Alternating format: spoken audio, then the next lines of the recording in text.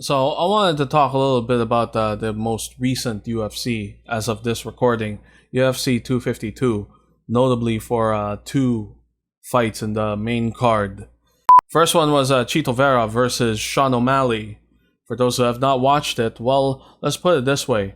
Right from the get-go, the very first thing that could go wrong went wrong for Sugar Sean O'Malley. In their lower halves, Joe, we do measure leg reach right now, and both of these guys, from hip to foot, have a longer leg reach than Stipe Miocic's the heavyweight champion. What? How's that possible? You see that stumble? There it is. There it is. So basically, that's the very first significant strike in the fight. Not even 10 seconds in, things go wrong for Sugar Sean O'Malley. So apparently, it was a calf kick. And a calf kick that hit the right spot, right on the nerve.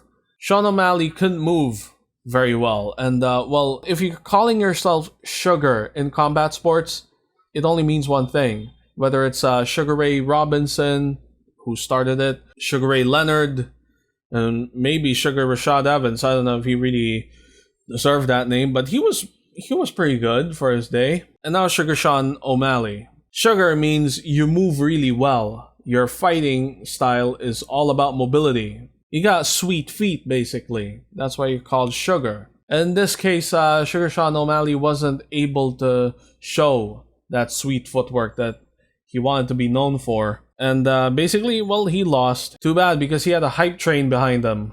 He was one of the fighters I was looking forward to. But this was one hell of a setback. John Kavanagh of Straight Blast Gym International, he's the coach of Conor McGregor, leg kick directly onto right common peroneal nerve, resulting in inability to dorsiflex ankle, an increasingly common attack in MMA. Yes, because calf kicks are becoming more and more common in MMA because people are now finding out it's incredibly effective. Just kick them right in the calf, they won't be able to walk or move.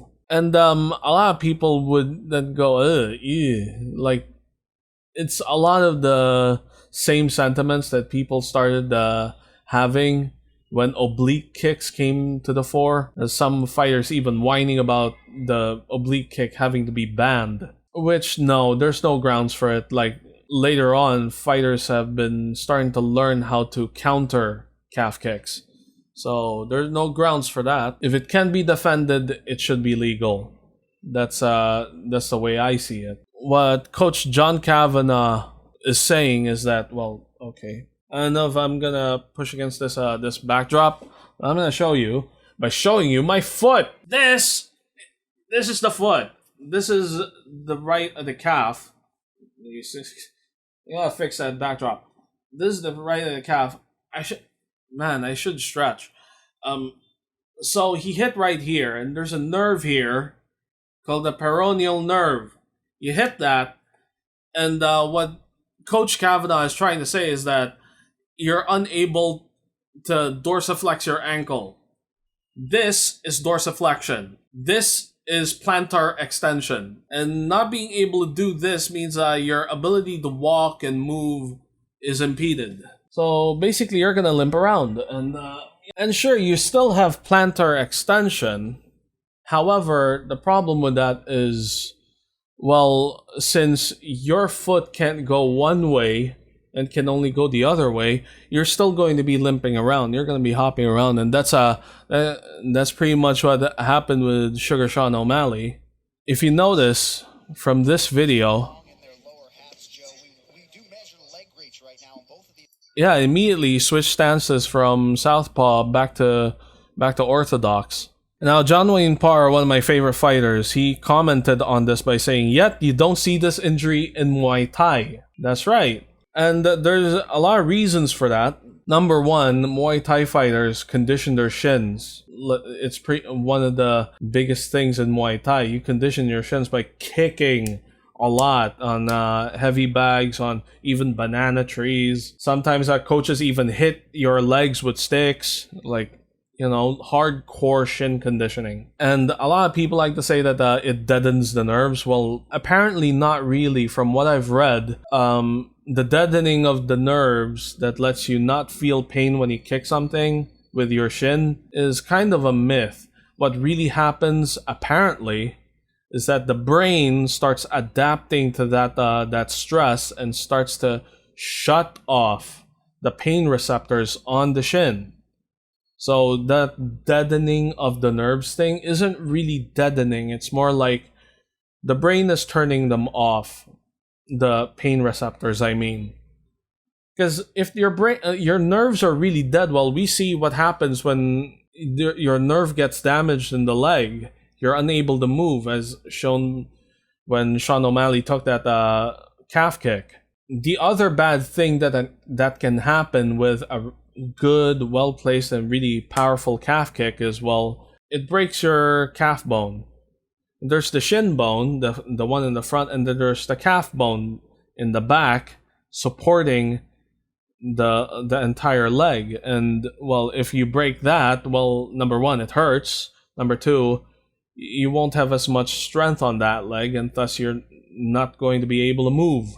And the shin bone has to pick up the slack. And, well, with all that stress, having to move your weight around on just one bone, and, well, for kickers, having to kick with it too, well, you see what happened with Anderson Silva? Yeah, when the leg completely broke, that's a compound fracture. That's both bones breaking in multiple places, and that becomes more likely when you're fighting with a broken calf bone. Who the hell is messaging me? Jesus, I should really remember to silence my phone. Right. Don't distract me when I'm making videos. Hello, this is Sonny Go from the future. I was blown completely off track when I was trying to make my point on why Muay Thai fighters don't get that kind of injury. Anyway, number two reason is because of the traditional Muay Thai stance, which is basically heavy on the back foot. You have this stance right here, and you have your front foot light. With the front foot light, if you get kicked in anywhere in the leg with your front foot not bearing any weight, with all of your weight on the back foot, which is farther away from the opponent, so it's going to be a lot harder to kick that leg. What happens is that front foot doesn't take as much of the force of that kick, and you can check with it if you want. If you see a kick coming, whether it's to the thigh or the calf, you can check. You could raise your leg and contract it and defend against the kick.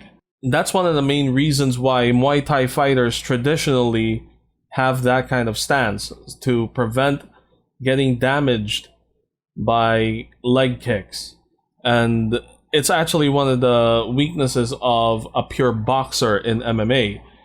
They tend to stand a little bit too front foot heavy, which is understandable because they want to be able to launch punches from their stance. So they tend to lean their body a bit more forward.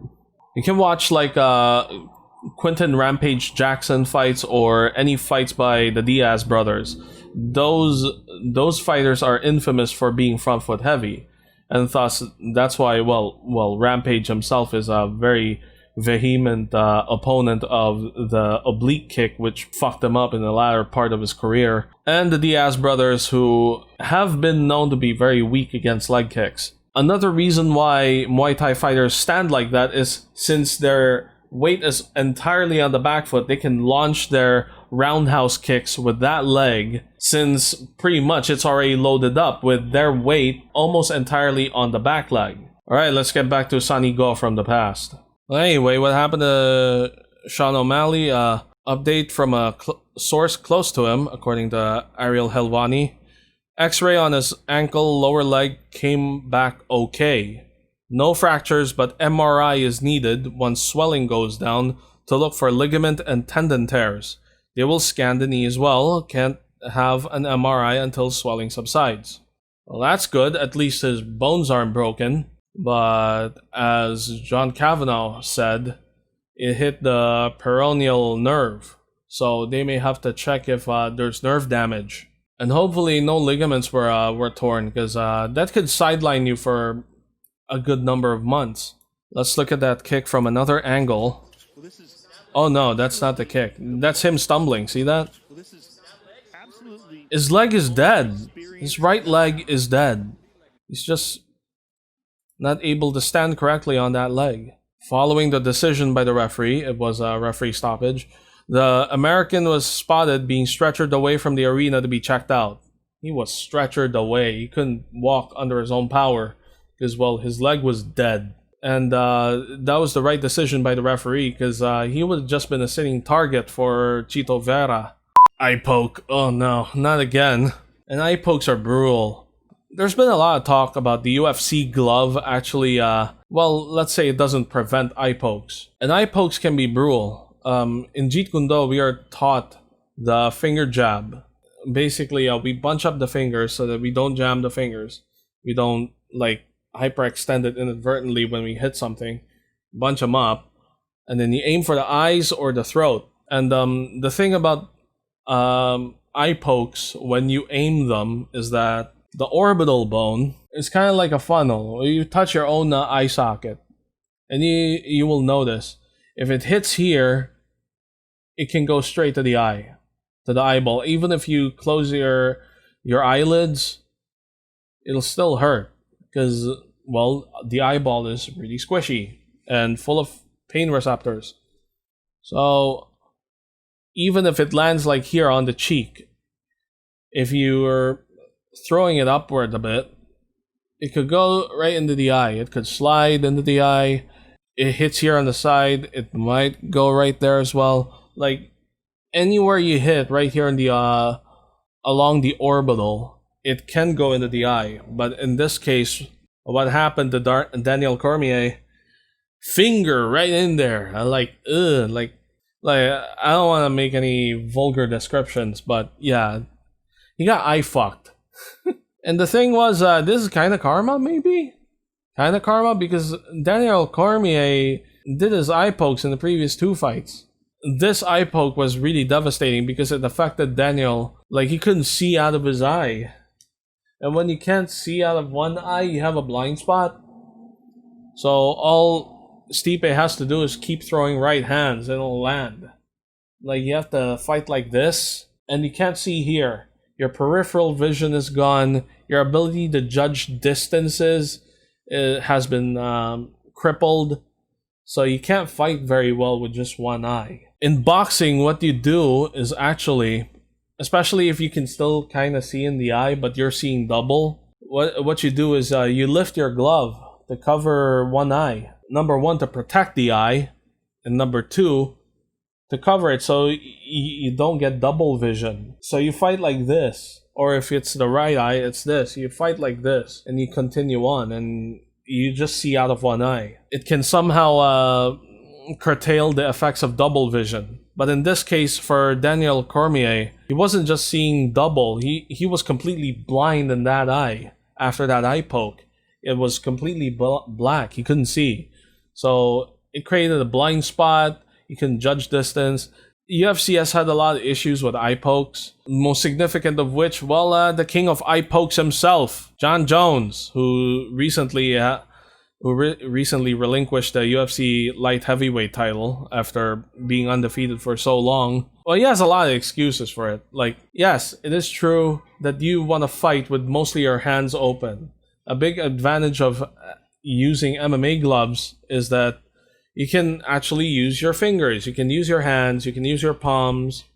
Unlike with boxing gloves, one of the main reasons why boxing gloves were developed is so that, well, you can't grab and you can't poke people in the eye, and it keeps your hand closed. That's the reason why boxing gloves were invented. But in this case, now with MMA gloves, well, you have all this material around your hand that makes it kind of a little bit more awkward to close your fist. The MMA glove is the combination of a lot of compromises. You have to be able to protect your hand for punching while still being able to grab things, and well, they're fingerless, so you still have sensitivity in your fingers, so you can feel around, you can grab the way you should, because like with fingered gloves, your ability to grab things and feel is compromised.